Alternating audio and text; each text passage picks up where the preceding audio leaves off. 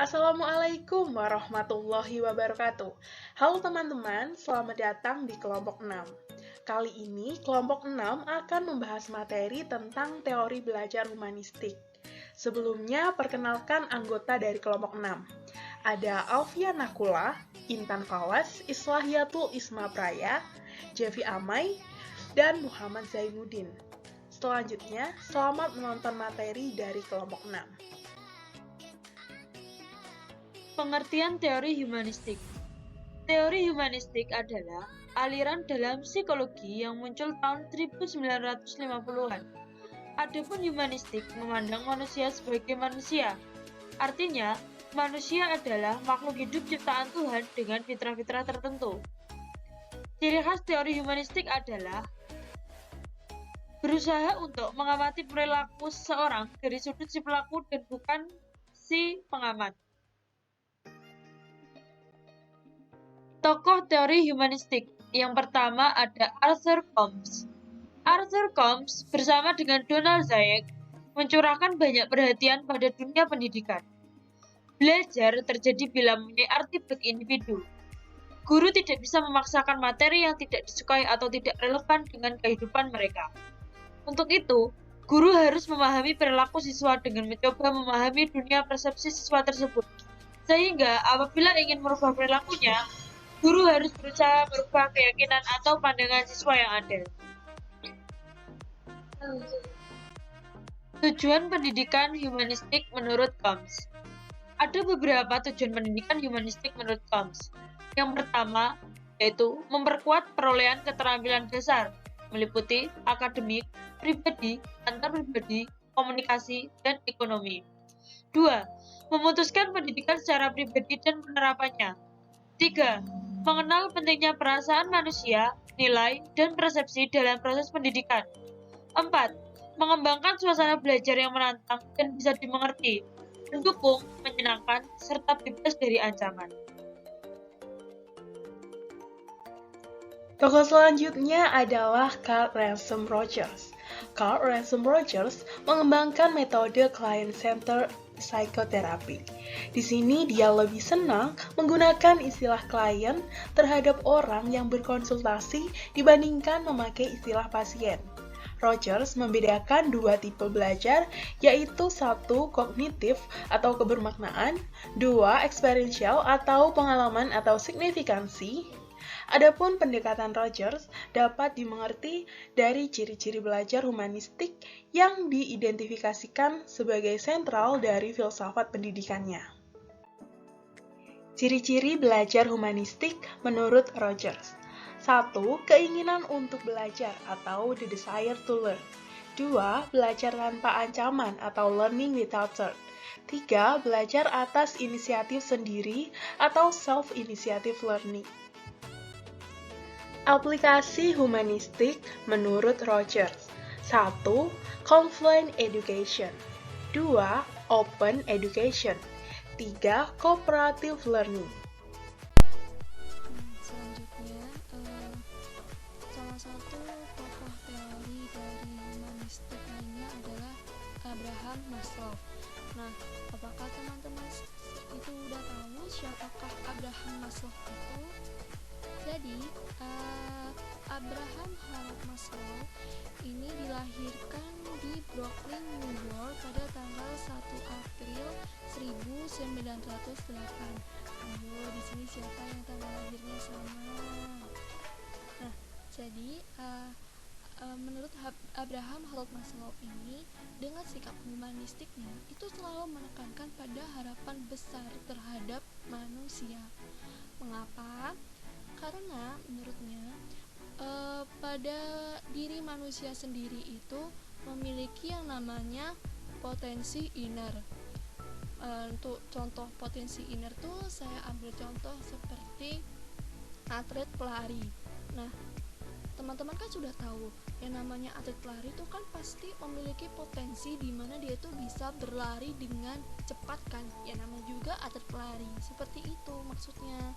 Nah, di sini Abraham Maslow juga mengembangkan teori motivasi. Nah, teori motivasinya ini berdasarkan hierarki atau yang lebih dikenal dengan Maslow Niche hierarchy theory or a theory of human motivation. Nah, di dalam teori ini tuh baginya seseorang berperilaku atau bekerja karena didorong oleh berbagai jenis kebutuhan. Nah, maksudnya jenis kebutuhan tuh maksudnya kan setiap manusia pasti memiliki yang namanya kebutuhan berjenjang, yaitu kebutuhan pertama yang paling utama, kebutuhan kedua, kebutuhan ketiga, dan seterusnya seperti itu. Nah, untuk penjelasan mengenai pembagian kebutuhan tersebut menurut Abraham Maslow ini akan dijelaskan di slide berikutnya.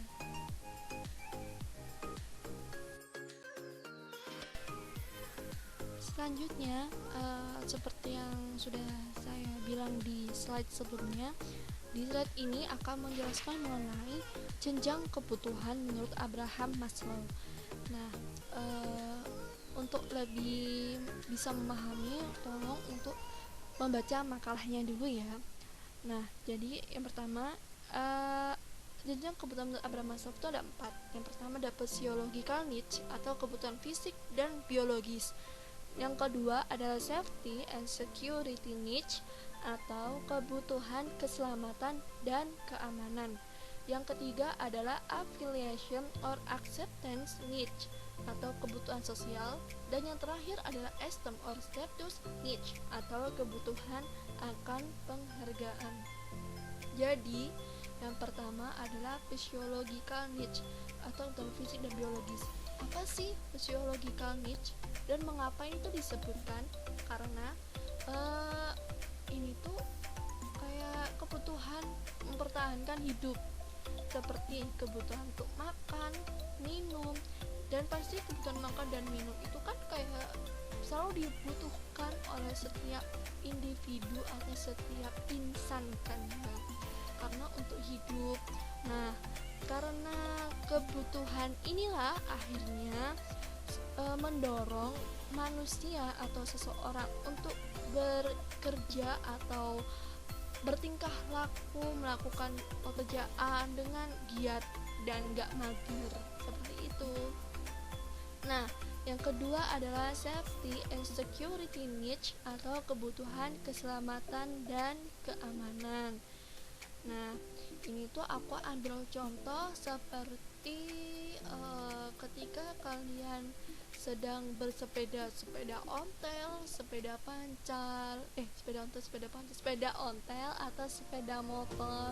Nah, di sini kan kalian pasti membutuhkan yang namanya alat-alat untuk pelindung diri, misal kacamata, helm, jaket, sepatu, dan lain-lain seperti itu.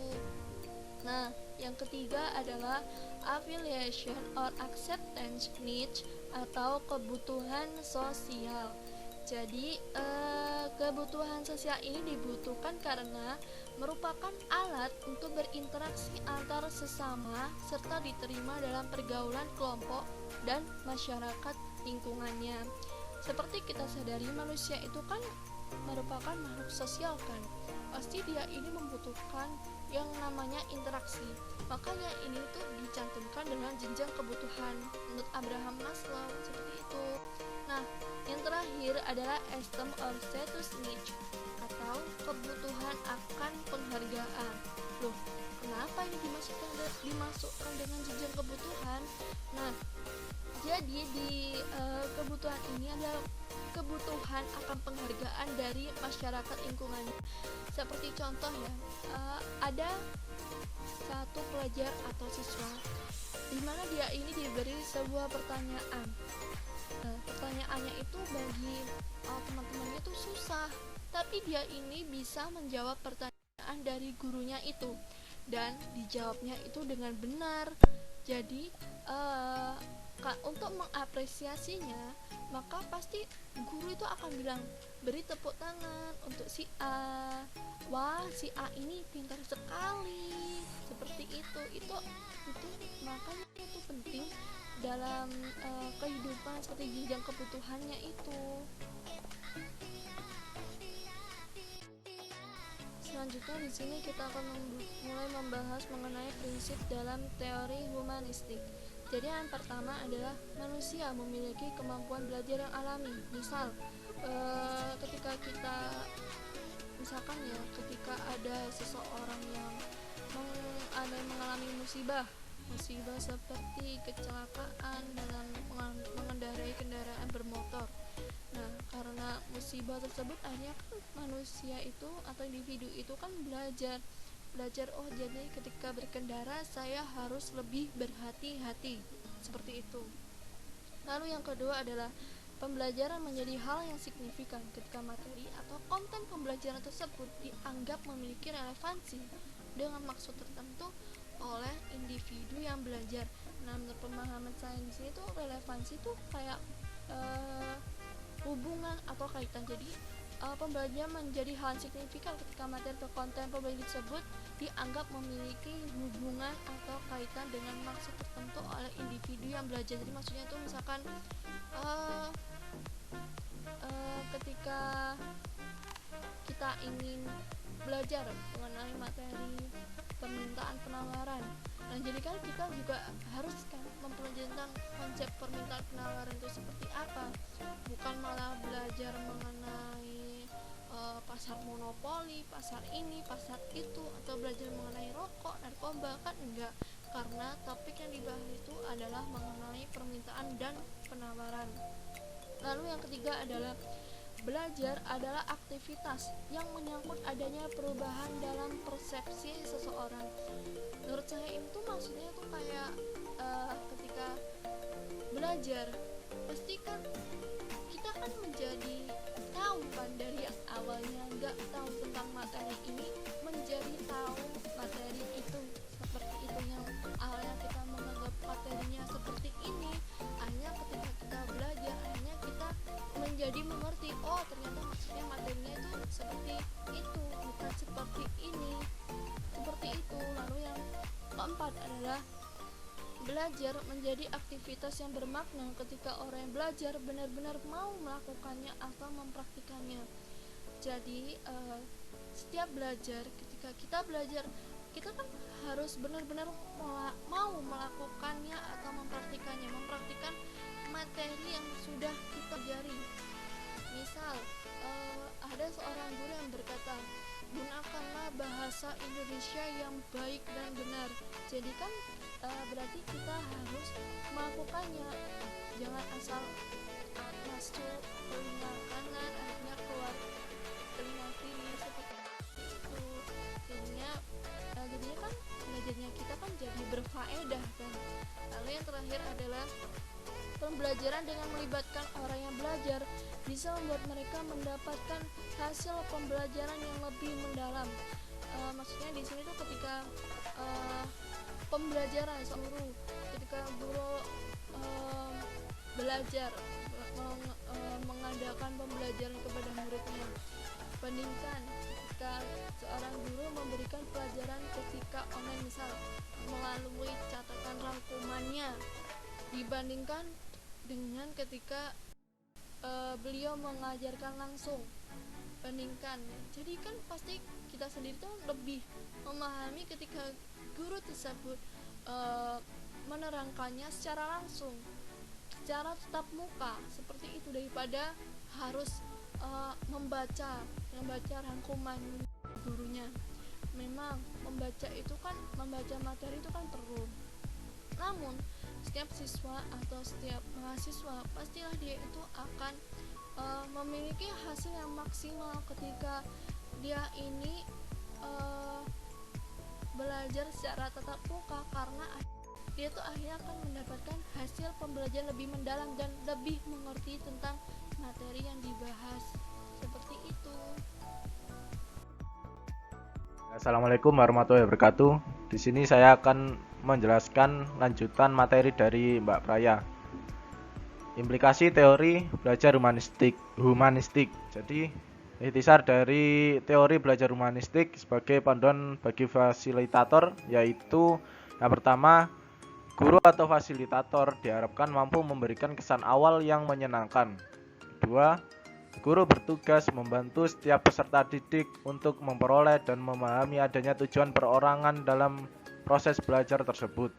Yang ketiga, guru sebagai fasilitator penting untuk mengenali diri sendiri dan peserta didik hingga menerima adanya kekurangan yang mungkin muncul di tengah proses pembelajaran. Yang keempat, meskipun fasilitator adalah seorang guru, namun ia harus bersedia untuk mengikuti proses pembelajaran. Dan yang terakhir, guru harus mampu menempatkan diri sebagai suatu sumber yang sifatnya fleksibel. Fungsinya agar kelompok peserta didik bisa mendapatkan pendidikan, bukan hanya pengetahuan. Aplikasi teori humanistik terhadap pembelajaran siswa. Aplikasi teori humanistik lebih menunjuk pada ruh atau spirit selama proses pembelajaran yang mewarnai metode-metode yang diterapkan. Peran guru dalam pembelajaran humanistik adalah menjadi fasilitator bagi para siswa, sedangkan guru memberikan motivasi, kesadaran mengenai makna belajar dan kehidupan siswa.